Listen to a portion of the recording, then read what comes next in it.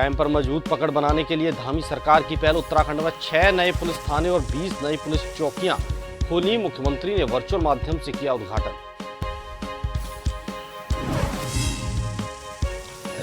उत्तराखंड के खेल मैदानों के बदलेंगे हालात। संघ की मांग पर मंत्री रेखा आर्या ने अधिकारियों को दिए व्यवस्थाएं दुरुस्त करने के निर्देश। 2024 में प्रस्तावित राष्ट्रीय खेलों को लेकर की चर्चा। मसूरी की धारण क्षमता और सुरक्षा उपायों के समग्र अध्ययन को लेकर हुई बैठक। सचिवालय में सीएस डॉक्टर एस संधू की अध्यक्षता में हुई आयोजित। और उधम सिंह नगर में तेज रफ्तार बनी जानलेवा। जसपुर में अनियंत्रित डंपर ने स्कूली छात्रा को लिया चपेट में। हादसे के बाद आरोपी चालक मौके से फरार।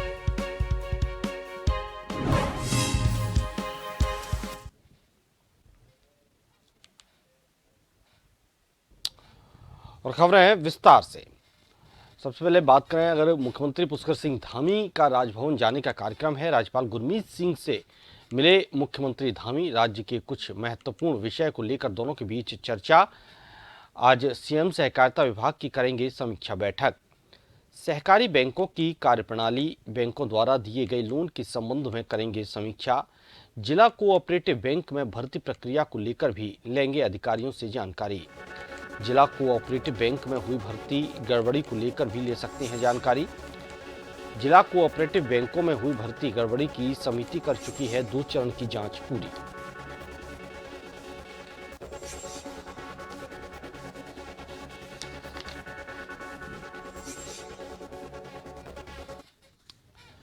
ज्यादा जानकारी के लिए हमारे ब्यूरो चीफ एसएन पंत हमारे साथ जुड़े हुए हैं। एसएन पंत, मुख्यमंत्री पुष्कर सिंह धामी ने राज्यपाल गुरमीत सिंह से मुलाकात की, क्या कुछ चर्चा हुई दोनों के बीच? बिल्कुल, आपको बताना चाहूंगा, उत्तराखंड के मुख्यमंत्री और उत्तराखंड के राज्यपाल के बीच में जो मुलाकात का दौर था, उस दौर में सीधे तौर पर, क्योंकि राज्य की समसामयिक विषयों पर महत्वपूर्ण जानकारी एक दूसरे के साथ साझा करना, और ये कमोबेश लगभग हर 1 महीने के बाद मुख्यमंत्री और राज्यपाल की मुलाकात होती है। जो ज्वलंत विषय होते हैं, उन विषयों पर मुख्यमंत्री राजभवन को अवगत भी कराते हैं और राजभवन बाकायदा मुख्यमंत्री से उसकी फीडबैक भी लेता है। क्योंकि अब राजभवन में बसंत उत्सव का आयोजन 3, 4, 5 मार्च को किया जाना है। इसके लिए मुख्यमंत्री को भी निमंत्रण दिया जाएगा, तमाम बुद्धिजीवी वर्ग को निमंत्रण दिया जाएगा, तो इस पर भी चर्चा हुई है। इसके अलावा अगर हम बात करते हैं तो सहकारिता, क्योंकि मुख्यमंत्री के शेड्यूल की जहां तक बात है, तो सहकारिता विभाग की आज समीक्षा बैठक करेंगे सचिवालय में। और समीक्षा बैठक के साथ साथ मुख्यमंत्री आज, क्योंकि जिला कोऑपरेटिव बैंक में जो भर्ती प्रक्रिया को लेकर के अभी तक जो उधेड़-बुन चल रही थी कि पहले चरण की जांच कहां तक पहुंची, दूसरे चरण की जांच का क्या असर रहा है, उसको लेकर के भी अंतिम चरण की जांच में कब तक ये पूरी हो जाएगी, इसकी डेडलाइन भी अधिकारियों को दी जाएगी। इसके अलावा अगर हम मुख्यमंत्री स्तर पर बात करें तो सहकारिता विभाग की समीक्षा बैठक आज सचिवालय में होनी है, जिसमें सरकारी बैंकों की कार्यप्रणाली और बैंकों के द्वारा जो लोन दिया जाता है उसकी समीक्षा की जाएगी। क्या वाकई में लोन देने के लिए या स्वरोजगार के क्षेत्र में जो बेरोजगार युवा है वो काम करना चाहते हैं, रिवर्स पलायन को रोकना चाहते हैं, तो ऐसे कड़ी में क्या बैंकों की सबसे महत्वपूर्ण भूमिका जो मुख्य विकास अधिकारी के जरिए जो टेस्ट करवाए जाते हैं, जिसको लेकर के आवेदन प्रक्रिया शुरू की जाती है, उद्योग विभाग उसमें जिला स्तर पर नोडल एजेंसी बनाया गया, तो उसमें क्या बेरोजगार जो प्रशिक्षित हैं उन्हें लोन लेने में किसी प्रकार की कोई समस्या पैदा हो रही है या सरकार उनकी गारंटर बनने जा रही है, इस पर भी एक समीक्षा बैठक की जाएगी। और इसका जो आमूलचूल परिवर्तन होगा वो ग्राउंड पर तब दिखाई देगा जब लोगों को लोन मिल करके लोग स्वरोजगार के क्षेत्र में आगे बढ़ पाएंगे। तो शुक्रिया एसएन पंत आपका तमाम जानकारी के लिए।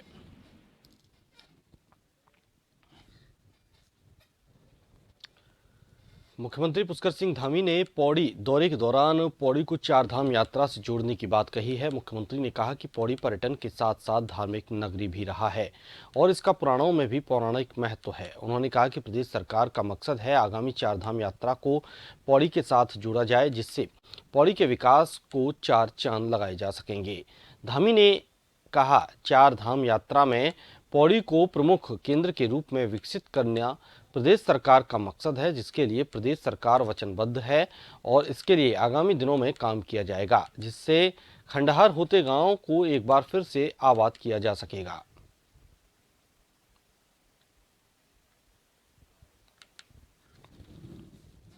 पौड़ी हमारा जहाँ पौराणिक शहर है, पर्यटन का शहर है और इसका बड़ा हमारा हर प्रकार से महत्व है।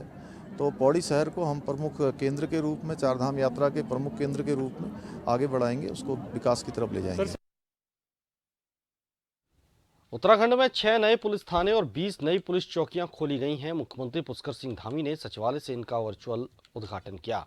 इन 6 थानों में 611 ग्राम और 20 चौकियों में 696 ग्राम शामिल हैं। ये क्षेत्र पहले राजस्व पुलिस के अधीन थे, अब इनमें नियमित पुलिस की व्यवस्था की गई है। जिन 6 नए पुलिस थानों का मुख्यमंत्री ने उद्घाटन किया उनमें पौड़ी में थाना यमकेश्वर, टेहरी में थाना छाम, चमोली में थाना घाट, नैनीताल में थाना खनस्यू, अल्मोड़ा में थाना देघाट और धौलछीना शामिल है। वहीं 20 नई चौकियों में देहरादून में लाखा मंडल, पौड़ी में बीरो खाल, टेहरी में गजा कांडी खाल और चमियाला, चमोली में नोटी, नारायण बगड़ और उर्गम, रुद्रप्रयाग में चैप्ता और दुर्गाधार, उत्तरकाशी में सांकरी और धोतरी, नैनीताल में औखलकांडा, धानाचूली, हेड़ा खाल और धारी, अल्मोड़ा में मजखाली, जागेश्वर और भोन खाल और चंपावत में बारकोट शामिल है। सीएम धामी ने कहा कि पुलिस की ये भी बड़ी जिम्मेदारी है कि समाज के अच्छे लोगों का उन पर विश्वास बढ़े और आपराधिक पृष्ठभूमि के लोगों को पुलिस का डर भी हो। कानून व्यवस्था को मजबूत बनाए रखने की पुलिस पर बड़ी जिम्मेदारी होती है।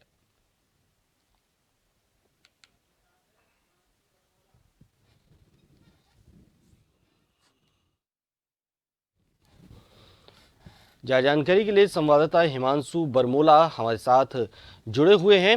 हिमांशु, उत्तराखंड में 6 नए पुलिस थाने और 20 नई पुलिस चौकियां खोली गई हैं। खुद सीएम ने इनका वर्चुअल उद्घाटन किया है। कितना फायदा इनका लोगों को मिलेगा?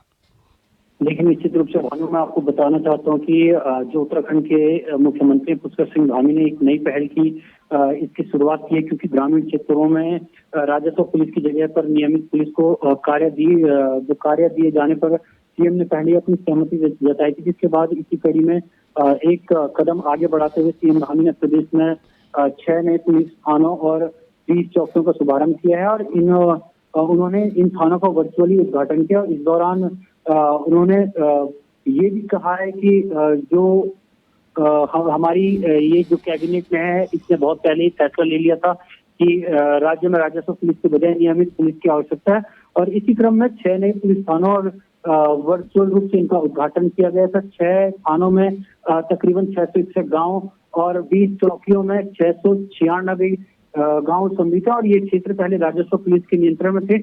अब इनमें नियमित पुलिस की व्यवस्था की गई है और इन्हें चरणबद्ध तरीके से लगातार लागू किया जा रहा है। और आपको एक चीज और बता दूं कि जो ये मांग है, अंकिता भंडारी हत्याकांड के बाद से ही राजस्व पुलिस सिस्टम को खत्म करने की मांग तेज हो गई थी।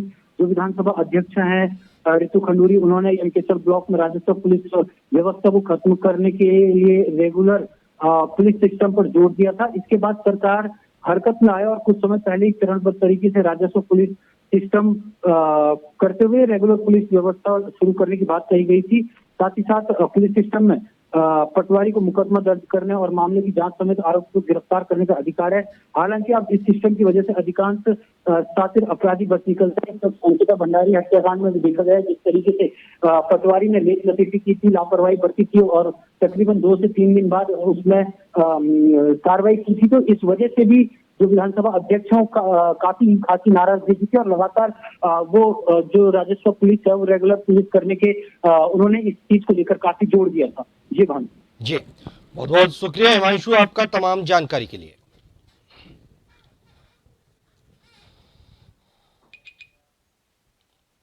उत्तराखंड में 6 नए पुलिस थानों के साथ ही 20 नई पुलिस चौकियां खोली गई हैं, जिसमें आम लोगों को अपनी शिकायतों के लिए दूर न जाना पड़े।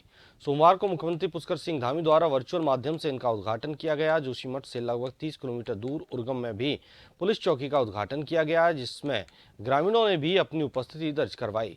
ग्रामीणों द्वारा चौकी खोले जाने का स्वागत किया, तो वहीं लोगों को अपनी शिकायत दर्ज कराने में दूर न जाना पड़े, इसके लिए पुलिस चौकी खोली गई है। वहीं प्रधान संघ अध्यक्ष अनूप नेगी ने पुलिस चौकी खुलने का स्वागत किया। उन्होंने कहा कि इससे लोगों को सुरक्षा की दृष्टि से फायदा होगा, वहीं तीर्थाटन पर्यटन को भी बढ़ावा मिलेगा। सबकी तरह है। थोड़ा आगे हो गए हैं। जो कि दूरस्थ क्षेत्र है और जोशीमठ से लगभग 25-30 किलोमीटर की दूरी पर पड़ता है। यहाँ बहुत आवश्यक था जनता को दूर न जाना पड़े, गरीब लोग हैं, अपना यहाँ से अभी ट्रैफिक की भी बहुत अच्छी व्यवस्था नहीं है, अतः सरकार ने यहाँ पे रिपोर्टिंग चौकी खोली है। अब कहीं भी अपनी किसी भी समस्या के लिए जाना नहीं पड़ेगा। फिलहाल यहाँ रुकेंगे एक छोटे से ब्रेक के लिए।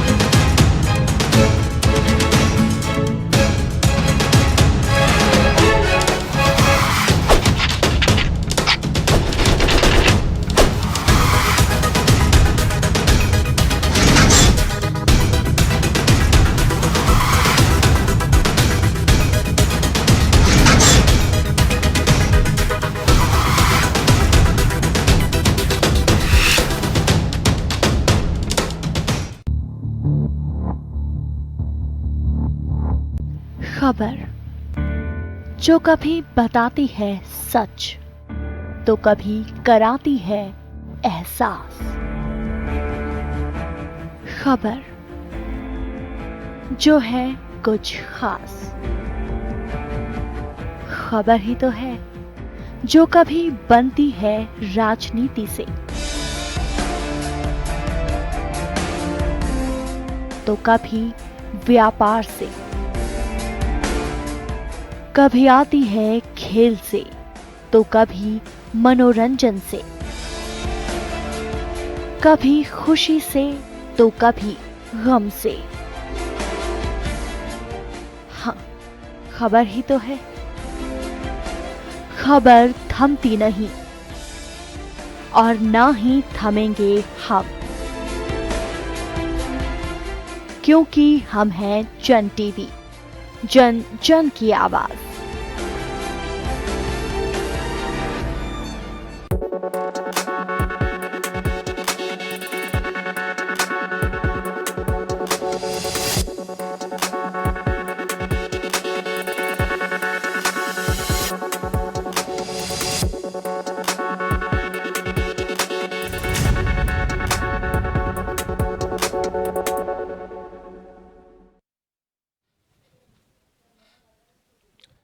ब्रेक के बाद आपका स्वागत है। आगे बढ़ते हैं। देहरादून के रायपुर स्थित महाराणा प्रताप स्पोर्ट्स कॉलेज में प्रदेश की खेल एवं युवा कल्याण मंत्री रेखा आर्या ने उत्तराखंड ओलंपिक खेल संघ एवं अन्य खेल संघों के पदाधिकारियों और विभागीय अधिकारियों के साथ महत्वपूर्ण विषयों पर बैठक की। खेल मंत्री ने कहा कि बैठक में ओलंपिक खेल संघ सहित अन्य खेल संघों द्वारा कई महत्वपूर्ण सुझाव प्राप्त हुए, जिन पर विभाग द्वारा कार्य किया जाएगा। साथ ही उनके द्वारा ओलंपिक संघ से ये अपेक्षा की गई है कि वो अपने वार्षिक खेल कैलेंडर को खेल विभाग के साथ साझा करें, जिसमें कि दोनों के मध्य समन्वय बना रहे। वहीं इस दौरान काशीपुर में स्थित स्टेडियम की स्थिति को ठीक करने पर विषय भी उठा, जिस पर खेल मंत्री ने वहां की व्यवस्थाओं को दुरुस्त करने के निर्देश दिए हैं। अधिकारियों ने इस दौरान उत्तराखंड में 2024 में प्रस्तावित राष्ट्रीय खेलों को किस प्रकार से बेहतरीन ढंग से संपन्न करें, इसके ऊपर भी विस्तृत चर्चा की गई।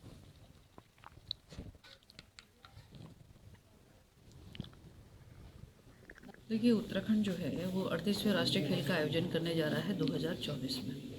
एक तो 2024 में जो राष्ट्रीय खेल का आयोजन होने जा रहा है उस निमित्त भी, और इस निमित्त भी किस प्रकार से हमारे प्रदेश में खेल और हमारे खिलाड़ी, उनका भविष्य हम किस प्रकार से और बेहतरीन कर सकते हैं, उसको लेकर उनसे चर्चा, और साथ में किस प्रकार से हम दोनों समन्वय बना के साथ में काम कर सकते हैं, खेल विभाग भी और उत्तराखंड ओलंपिक एसोसिएशन और उससे जुड़े हुए जो पंजीकृत एसोसिएशन है, किस प्रकार से हमारे बच्चों को जो है बिल्कुल ग्रामीण स्तर से लेकर हमारे बच्चे जो खेल उनके अंदर प्रतिभा है उनको किस प्रकार से हम लोग निखार सकते हैं। तो इस बारे में आज उन सब के जो है विचार लिए गए हैं, सुझाव भी लिए गए हैं।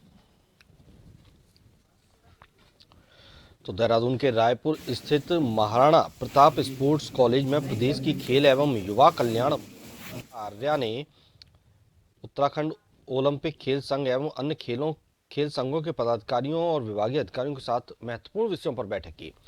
ज्यादा जानकारी के लिए हमारे साथ संवाददाता यशराज आनंद जुड़े हुए हैं, उनसे जानेंगे। यशराज, आज रायपुर के महाराणा प्रताप स्पोर्ट्स कॉलेज में रेखा आर्या ने अधिकारियों के साथ बैठक की है, कई मुद्दों पर बैठक हुई, क्या कुछ चर्चा हुई है इस दौरान? जी बिल्कुल, मैं बताना चाह रहा हूं कि रायपुर स्थित महाराणा प्रताप स्पोर्ट्स कॉलेज में प्रदेश की खेल एवं युवा कल्याण मंत्री रेखा आर्या ने उत्तराखंड ओलंपिक खेल संघ एवं अन्य खेल संघों के पदाधिकारियों व विभागीय अधिकारियों के साथ महत्वपूर्ण विषयों पर बैठक की।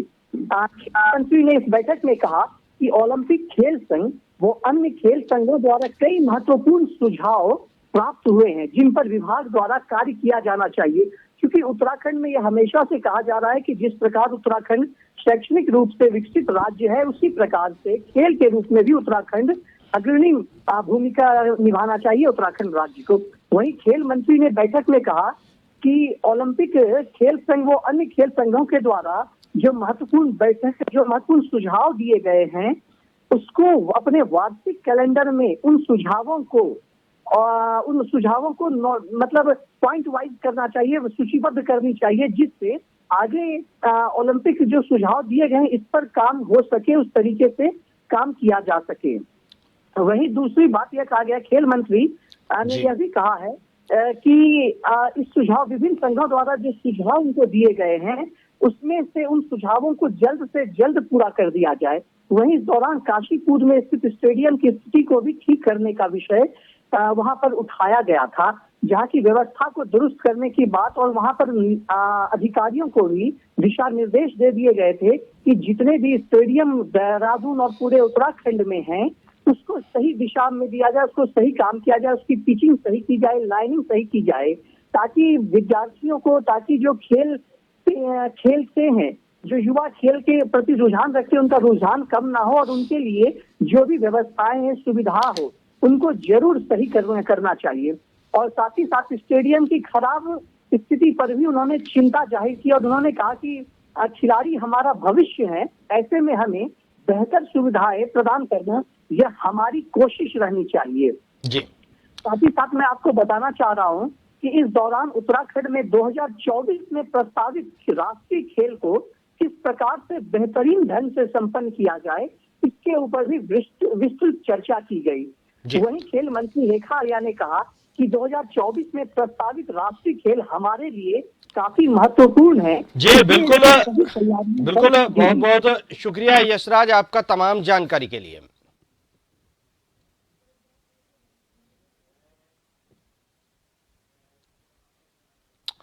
उत्तराखंड के मुख्य सचिव डॉक्टर एस.एस. संधू की अध्यक्षता में सचिवालय में राष्ट्रीय हरित प्राधिकरण द्वारा मसूरी की धारण क्षमता और सुरक्षा उपायों को लेकर गठित 9 सदस्यीय समिति की प्रथम बैठक संपन्न हुई। बैठक के दौरान मसूरी क्षेत्र के हिमालयी क्षेत्रों में सुरक्षा उपाय, वाहन यातायात प्रबंधन, ठहरने, फ्लोरा फुआना सहित पर्यावरण के प्रति संवेदनशील क्षेत्रों के वहन क्षमता आदि के समग्र अध्ययन को लेकर चर्चा की गई। बैठक के दौरान बताया गया कि विभिन्न संस्थानों द्वारा पिछले कुछ समय में मसूरी को लेकर कुछ अध्ययन किए गए हैं। मुख्य सचिव द्वारा समिति के सभी सदस्यों से मसूरी क्षेत्र के लिए उनके स्तर पर किए गए अब तक के सभी अध्ययनों का समिति के समक्ष प्रस्तुतिकरण दिए जाने के निर्देश दिए गए। साथ ही बैठक में निर्णय लिया गया कि गोविंद वल्लभ पंत राष्ट्रीय हिमालय पर्यावरण संस्थान अब तक किए गए सभी अध्ययनों को संकलित रिपोर्ट तैयार करेगा। मुख्य सचिव ने कहा कि एनजीटी द्वारा मांगे गए सभी प्रकार के अध्ययनों की रिपोर्ट्स को निर्धारित समय में पूर्ण किया जाए। उन्होंने कहा कि समिति के अंतर्गत सभी संस्थानों द्वारा इसके लिए नोडल अधिकारी नियुक्त कर लिए जाएं।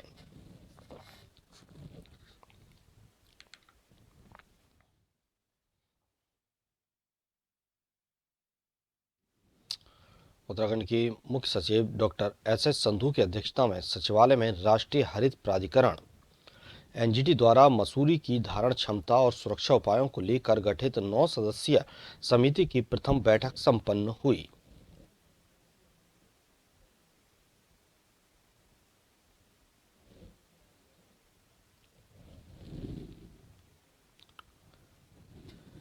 बैठक के दौरान मसूरी क्षेत्र के हिमालयी क्षेत्रों में सुरक्षा उपाय, वाहन यातायात प्रबंधन, ठहरने, फिलोरा फुआना सहित पर्यावरण के प्रति संवेदनशील क्षेत्रों में सुरक्षा उपाय, वाहन सुरक्षा उपाय तो वहीं वहन क्षमता आदि के समग्र अध्ययन को लेकर चर्चा की गई।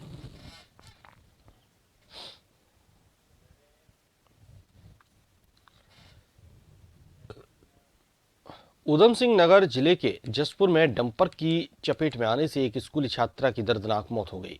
सूचना मिलने पर मौके पर पहुंची पुलिस ने मृतक छात्रा के शव को कब्जे में लेकर पोस्टमार्टम के लिए भेज दिया। आरोपी डंपर चालक मौका पाकर मौके से फरार हो गया।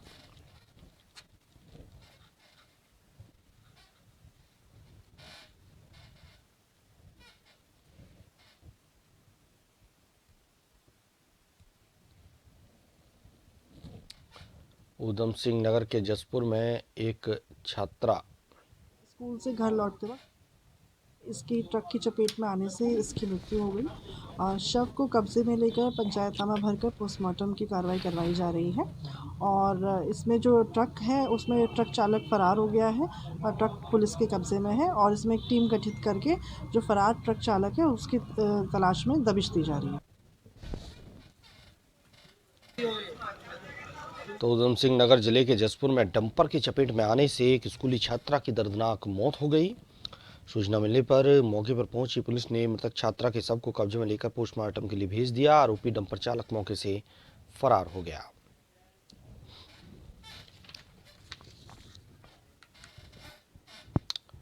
और आखिर में